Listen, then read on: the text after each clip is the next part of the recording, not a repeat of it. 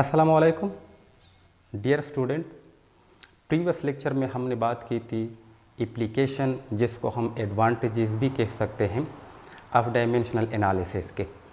उसमें हमने 3 एप्लीकेशन को पढ़ा था, जिसमें फ़िज़िकल क्वांटिटी की एक सिस्टम से दूसरे सिस्टम में यूनिट कन्वर्जन थी। सेकेंड वन था to check the accuracy of a formula. और थर्ड वन एप्लीकेशन जो था वो डिराइवेशन ऑफ ए फार्मूला था। जिस तरह डायमेंशनल एनालिसिस के एडवांटेजेस हैं उसकी एप्लीकेशन है, सिमिलरली डायमेंशनल एनालिसिस के डिसएडवांटेजेस या लिमिटेशंस भी हैं।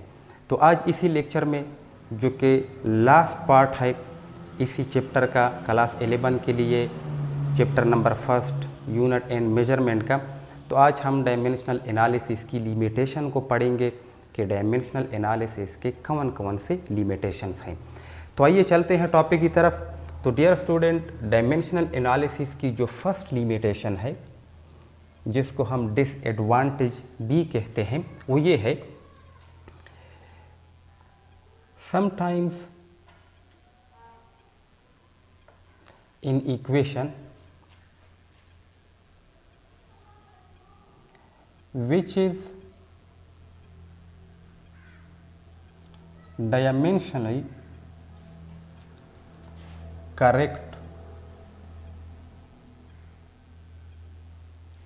may not be correct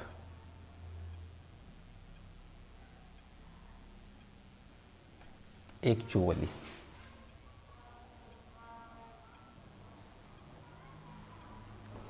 बाज़ औक़ात इस तरह होता है कि कोई इक्वेशन होता है, वो डायमेंशनली तो करेक्ट होता है पर एक्चुअली वो करेक्ट नहीं होता। इसका मतलब ये हुआ कि dimensionally correctness does not indicate that the equation is correct physically also. अब ये फर्स्ट लिमिटेशन की फर्स्ट पार्ट है, इसको एग्जांपल के साथ समझाएंगे। फर्स्ट पार्ट में क्या कहते हैं कि बाज़ औक़ात इस तरह होता है कि कोई इक्वेशन होता है, वो डायमेंशनली तो करेक्ट होता है पर एक्चुअली वो करेक्ट नहीं होता। इसका मतलब ये हुआ कि डायमेंशनली करेक्टनेस का ये मतलब नहीं कि वो इक्वेशन फिजिकली भी करेक्ट होगा।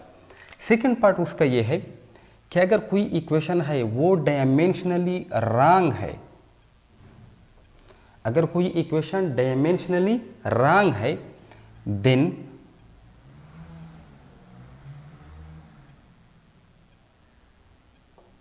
then certainly it must be wrong।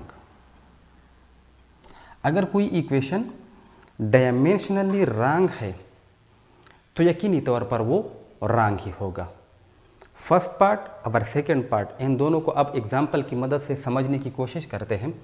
First part ये है कि बाज़ औक़ात इस तरह होता है कि कोई इक्वेशन डायमेंशनली करेक्ट होता है लेकिन फिजिकली वो करेक्ट नहीं होता। इसका मतलब क्या हुआ? इसका मतलब ये है कि फॉर एग्जांपल कोई स्टूडेंट है, वो डायमेंशनल एनालिसिस के बारे में तो जानता है, पर उसे जो इक्वेशन मैं देने जा रहा हूँ उस इक्वेशन के बारे में वो नहीं जानता। फॉर एग्जांपल मैं उसे फर्स्ट इक्वेशन ऑफ मोशन इस तरह लिख के दे देता हूँ, V F is equal to V I minus E T. मैंने इस तरह लिख के दिया, हालांकि हम तो जानते हैं कि फर्स्ट इक्वेशन ऑफ मोशन में माइनस नहीं है, उसमें प्लस है, पर मैंने जानबूझ के उसे माइनस लिख के दे दिया। अब वो स्टूडेंट क्या करेगा? LHS एंड RHS दोनों साइड के डायमेंशन को वो कंपेयर करेंगे। कंपेयर करने के बाद वो कहेंगे कि भाई दोनों के साइड के डायमेंशन जो है वो तो इक्वल आए, तो इट मीन्स कि ये इक्वेशन जो है ये डायमेंशनली करेक्ट है। पर अगर इसी इक्वेशन को हम फिजिकली देखें तो क्या फिजिकली ये करेक्ट है? फिजिकली ये करेक्ट नहीं है, क्योंकि हम जानते हैं कि फर्स्ट इक्वेशन ऑफ मोशन में प्लस है, माइनस नहीं है।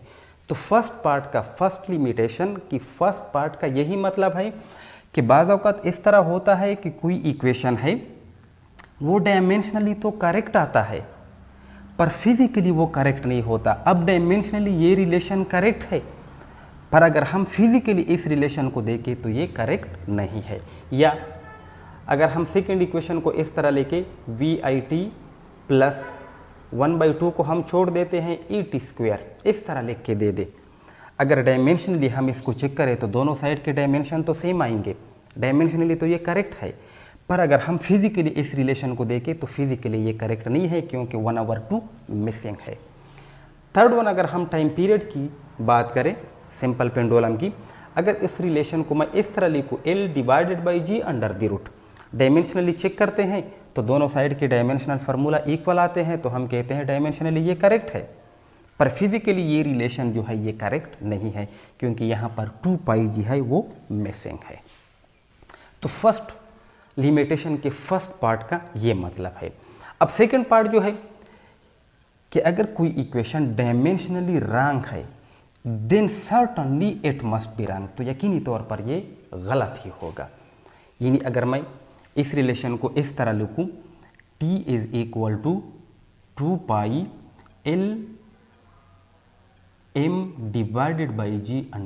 के सिंपल पेंडुलम की टाइम पीरियड के लिए जो रिलेशन है उस रिलेशन को मैंने इस तरह लेकर 2πLm/g/√।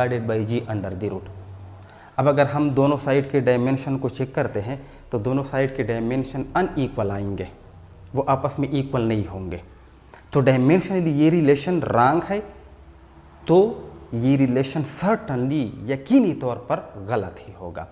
यहाँ पर जब डायमेंशनली करेक्ट होता है तो फिजिकली करेक्ट नहीं होता, ऐसा भी हो सकता है। लेकिन अगर कोई रिलेशन, कोई इक्वेशन वो डायमेंशनली रॉन्ग हो तो वो 100% रॉन्ग ही होगा। जिस तरह t = 2πLm/g/√, के अब इक्वल रिलेशन तो 2πL/g/√, है, पर मैंने m को 8 किया, मास ऑफ द बाब को सपोज 8 किया। हालांकि हम जानते हैं कि time period of the simple pendulum mass पर डिपेंड नहीं करता, पर मैंने इंक्लूड किया। अब जब दोनों साइड के डायमेंशन को हम चेक करते हैं तो दोनों साइड के डायमेंशन इक्वल नहीं आते, ठीक है ना। तो डायमेंशनली किया है रॉन्ग है, जब डायमेंशनली रॉन्ग होगा तो वो एक्चुअली रॉन्ग ही होगा। ये फर्स्ट लिमिटेशन है। सेकंड वन है 2 different physical quantities may have same dimension।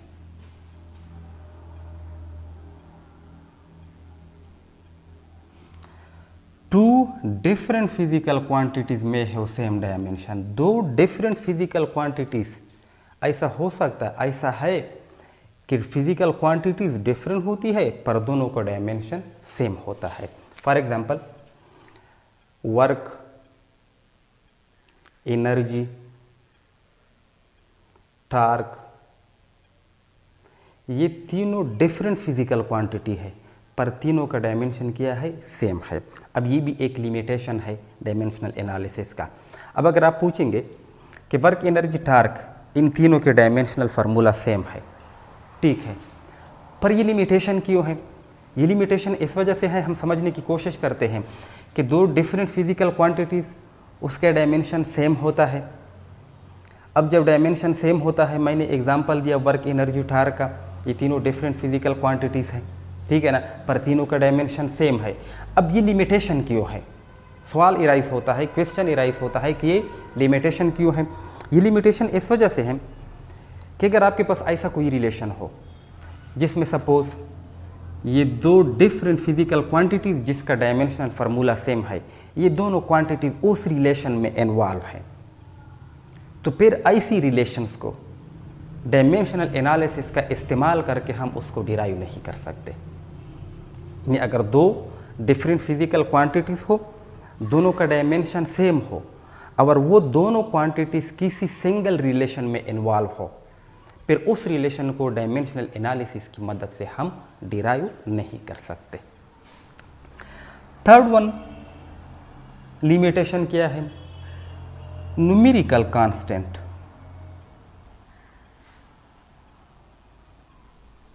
यानी प्योर नंबर 1, 2, 3 एट्सेट्रा, या पाई, 2 पाई एट्सेट्रा एट्सेट्रा, जितने भी न्यूमेरिकल कांस्टेंट है ये डायमेंशनलेस होते हैं, इसका कोई डायमेंशन नहीं होता। अब ये भी एक लिमिटेशन है। अब आप कहोगे कि ये लिमिटेशन क्यों है, किस तरह है? वो इस तरह है कि अगर हम सेकंड इक्वेशन की बात करें, S = VIT + 1/2 ET², अगर प्रीवियस लेक्चर याद हो जब हम दोनों साइड के डायमेंशनल फार्मूला को चेक कर रहे थे, उसकी इक्विलिटी को चेक कर रहे थे, तो हमने 1/2 को रिमूव किया था, क्योंकि हमने कहा था वहाँ पर कि 1/2 जो है ये डायमेंशनलेस है, इसका कोई डायमेंशन नहीं है। अब जब हम 1/2 को रिमूव करते हैं तो इस इक्वेशन को जब हम चेक करते हैं तो ये डायमेंशनली तो करेक्ट आता है, पर फिजिकली तो ये करेक्ट नहीं है, क्योंकि यहाँ पर 1/2 है और 1/2 मिसिंग है। अब ये भी एक लिमिटेशन है, अगर 1/2 के बारे में कोई इन्फॉर्मेशन ये दे सकता था फिर तो मसला हल, फिर हमें 1/2 को यहाँ से रिमूव करने की ज़रूरत ही नहीं पड़ती, हम डायरेक्ट ही उसको डिराइव करते। डायमेंशनल एनालिसिस में दोनों साइड के जब हम डायमेंशन को चेक करते तो 1/2 की डायमेंशन को भी हम यहाँ पर इन्वॉल्व करते। बस समझ में आ रही है? यानी अगर हम 1/2 को रिमूव करें तब भी ये डायमेंशनली तो करेक्ट आता है, पर फिजिकली तो करेक्ट नहीं है, क्योंकि यहाँ पर 1/2 मिसिंग है। 1/2 क्यों मिसिंग है? क्योंकि न्यूमेरिकल वैल्यूज़ या न्यूमेरिकल कांस्टेंट जितनी भी है डायमेंशनल एनालिसिस के मुताबिक इसका कोई डायमेंशन है ही नहीं। अब जब डायमेंशन नहीं है तो हम उसको रिमूव करते हैं, क्योंकि डायमेंशन नहीं है। अब यही तो लिमिटेशन है, अगर डायमेंशन होता तो हम इस इक्वेशन से 1/2 को क्यों रिमूव करते, हम उसको यहाँ पर पुट करते, उसको डायमेंशन को लिखते, तो हम ये नहीं कहते जिस तरह के हमने फर्स्ट पार्ट में कहा कि डायमेंशनली करेक्ट जो इक्वेशन होता है वो एक्चुअली करेक्ट नहीं होता। अगर 1/2 न्यूमेरिकल कांस्टेंट इसका डायमेंशन होता तो फर्स्ट लिमिटेशन की जो फर्स्ट पार्ट है उसका हम जिक्र ही नहीं करते। डायमेंशनली करेक्ट तो हम कहते कि वो एक्चुअली भी करेक्ट होगा। तो जितनी भी न्यूमेरिकल कांस्टेंट हैं ये सारे डायमेंशन लेस होते हैं। नेक्स्ट वन जो है ट्रिग्नोमेट्रिक फंक्शंस या trigonometric ratio, sine theta, cos theta, tangent theta, इनके डायमेंशंस एट्सेट्रा के डायमेंशन नहीं है, ये भी डायमेंशनलेस है। अब बहुत सारे ऐसी रिलेशन है जिसमें sine theta, cos theta, tangent theta ये इन्वॉल्व होते हैं, पर उसका डायमेंशन नहीं होता। जब हम दोनों साइड के डायमेंशन को चेक करते हैं तो हम इनको रिमूव करते हैं। अब रिमूव करने के बाद फिर वही सिचुएशन आ जाती है कि डायमेंशनली तो वो करेक्ट होता है, पर फिजिकली वो करेक्ट नहीं होता, क्योंकि sine theta, cos theta, tangent theta को हम रिमूव करते हैं क्योंकि उसका डायमेंशन नहीं होता। तो जितनी भी ट्रिग्नोमेट्रिक रेशो है, sine theta, cos theta, tangent theta etcetera, ये सारे डायमेंशन लेस होते हैं। तो ये भी एक लिमिटेशन है डायमेंशनल एनालिसिस की। फिफ्थ वन जो है exponents,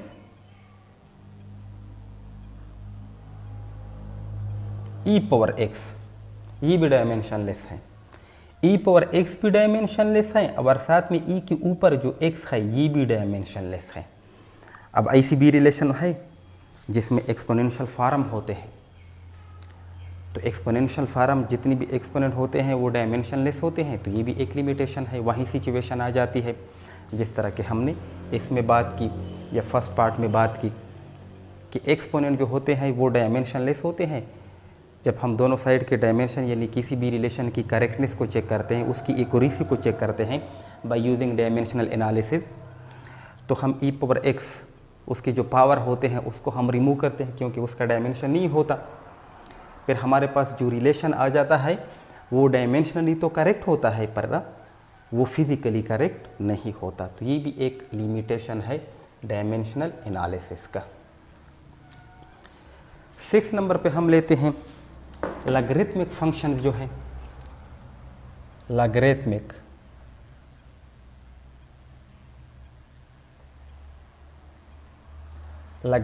functions ln of x, ये भी डायमेंशनलेस। ln ऑफ x भी डायमेंशनलेस और साथ में जो x है ये दोनों बोथ ये डायमेंशनलेस होते हैं। अब ऐसी भी रिलेशन है जिसमें ln ऑफ x इन्वॉल्व होता है, तो ये क्या होते हैं, डायमेंशनलेस होते हैं। तो ये भी लिमिटेशन है डायमेंशनल एनालिसिस की कि ln ऑफ x में ln ऑफ x और साथ में x ये क्या होते हैं, डायमेंशन लेस होते हैं। अब इसके बाद 7 नंबर पे जो यूनिवर्सल कांस्टेंट है, अगर हम ग्रेविटेशनल कांस्टेंट जी की बात करें या प्लांक कांस्टेंट एच की बात करें, इन यूनिवर्सल कांस्टेंट के बारे में डायमेंशनल एनालिसिस हमें कोई इन्फॉर्मेशन नहीं देते कि हमने जी या एच को कहाँ पर इंट्रोड्यूस करवाना है। इसके बारे में ये कुछ इन्फॉर्मेशन नहीं देते। हमने जी को कहाँ पर इंट्रोड्यूस करवानी है और एच को कहाँ पर हमने इंट्रोड्यूस करवाना है। तो ऐसे यूनिवर्सल कांस्टेंट जिसमें ग्रेविटेशनल कांस्टेंट और प्लांक कांस्टेंट शामिल है, इन दोनों के बारे में डायमेंशनल एनालिसिस हमें कोई इन्फॉर्मेशन नहीं देते। 8.1 लिमिटेशन जो है वो ये है कि डायमेंशनल एनालिसिस को हम सिर्फ इस्तेमाल कर सकते हैं जब हम किसी रिलेशन को डिड्यूस करना चाहते हैं, deducing and verifying power relations.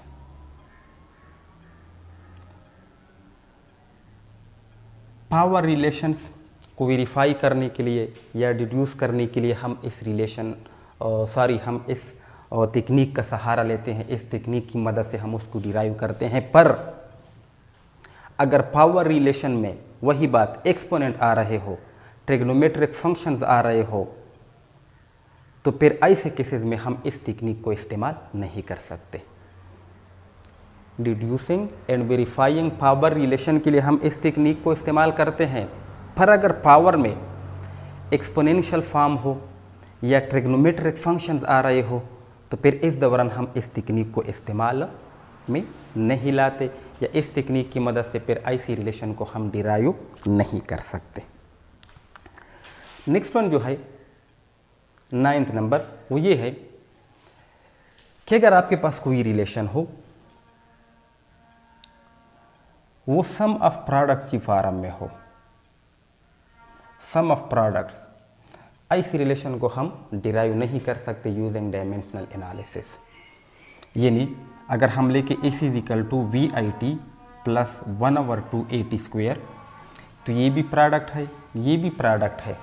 अब इन दोनों के बीच में क्या है? सम है। ऐसी रिलेशन को हम डायमेंशनल एनालिसिस के तकनीक की मदद से डिराइव नहीं कर सकते। अलबत्ता हम इस तरह कर सकते हैं, अगर हम AC = VIT को डिराइव करें एंड AC = 1/2AT² को डिराइव करें, फिर अपनी ही नॉलेज की मदद से अगर हम इन दोनों को कंबाइन करें, तब इसी तरह हम इस रिलेशन को डिराइव कर सकते हैं। अदरवाइज़ हम नहीं कर सकते। पर ये मुश्किल है, क्योंकि हर किसी के पास तो इस तरह नॉलेज नहीं होता कि पहले इसको डिराइव करो, फिर इसको डिराइव करो, फिर दोनों को कंबाइन करो तो आपके पास ये रिलेशन आ जाएगा, क्योंकि इसके लिए डीप नॉलेज की ज़रूरत होती है। ठीक है ना? तो इन शॉर्ट ये भी एक लिमिटेशन है कि अगर आपके पास प्रोडक्ट के बीच में सम हो, ऐसी रिलेशन को हम डायमेंशनल एनालिसिस की मदद से डिराइव नहीं कर सकते। नेक्स्ट वन जो है, अगर आपके पास कोई रिलेशन है, अगर उस रिलेशन में 3 अननोन्स हो, 3 अननोन हो, तब हम उस रिलेशन को डिराइव कर सकते हैं। अगर अननोन्स 3 से ज़्यादा हो जाए, अगर रिलेशन में अननोन जो है वो मोर देन 3 हो, मोर देन 3, तो फिर ऐसी रिलेशन को हम डिराइव नहीं कर सकते। यानी नॉर्मली हम MLT के लिए डिराइव करते हैं। MLT के लिए अगर MLT ये 3 अननोन्स है, 3 वेरिएबल्स हैं, अगर MLT के अलावा और भी वेरिएबल्स आ जाए, अननोन्स आ जाए, तो इस दौरान हम इस तकनीक को इस्तेमाल नहीं कर सकते। तो ये भी एक लिमिटेशन है डायमेंशनल एनालिसिस की। अलबत्ता हम इस तरह कर सकते हैं कि हम 2 वेरिएबल्स को कंबाइन करके उसे सिंगल वेरिएबल्स बना दें। यानी फॉर एग्जांपल अगर हम बात करें प्रेशर ग्रेडियंट की, P/L, प्रेशर ग्रेडियंट P/L, हम कंबाइन लेते हैं P एंड L को प्रेशर ग्रेडियंट बना के। हम P एंड L को सेपरेटली नहीं लेते, सिंगल P एंड L को नहीं लेते, बल्कि हम P/L को प्रेशर ग्रेडियंट बना के दो टर्म से सिंगल टर्म बना के तो इस तरह हम ले सकते हैं। अगर हमारे पास अननोन ज़्यादा हो तो दो अननोन को हम कंबाइन करके सेपरेट के बजाय हम उसको कंबाइन करके उससे सिंगल वेरिएबल्स बना के, जिस तरह हमने पी एंड एल को कंबाइन करके प्रेशर ग्रेडियंट का नाम दिया, तो इस तरह हम इस टेक्निक को इस्तेमाल कर सकते हैं। अब इसके बाद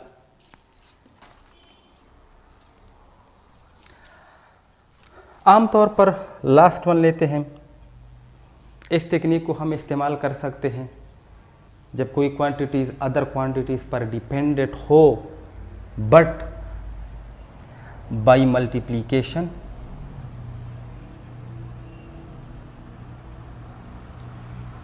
एंड पावर रिलेशंस। ऐसे रिलेशन के लिए ये टेक्निक ज़्यादा यूज़फुल है। अगर कोई क्वांटिटीज़ है वो अदर क्वांटिटीज़ पर डिपेंडेंट है by multiplication and power relations, तो ऐसे रिलेशन को डिराइव करने के लिए ये टेक्निक बहुत यूज़फुल है। फॉर एग्जांपल अगर हम लेके कि कोई क्वांटिटी है एफ, वो डिपेंडेंट है एक्स वाई जेड पर। अब एक्स वाई जेड क्या है, ये मल्टीप्लिकेशन में है, और साथ में x के ऊपर पावर है a, y के ऊपर b, z के ऊपर c, और साथ में पावर रिलेशंस भी हैं। तो ऐसे रिलेशन को डिराइव करने के लिए ये टेक्निक जो है ये ज़्यादा हेल्पफुल है।